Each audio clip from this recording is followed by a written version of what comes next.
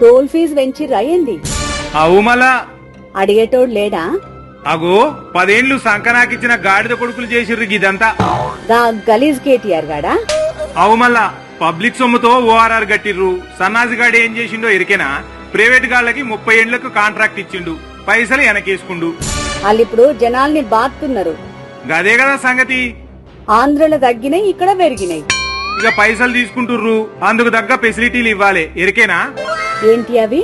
ఇక రోడ్డు మధ్యలో అంబులెన్స్ సిద్ధంగా ఉంచాలి, టోల్ కాడ సెక్యూరిటీ ఉండాలి, పిల్లల కోసం బేబీ కేర్ రూమ్స్ పెట్టాలి, మెకానిక్లు, రెస్ట్ రూమ్స్, మంచి హోటళ్లు, రెస్టారెంట్లు ఉండాలి, సమాచార కేంద్రం కూడా ఉండాలి.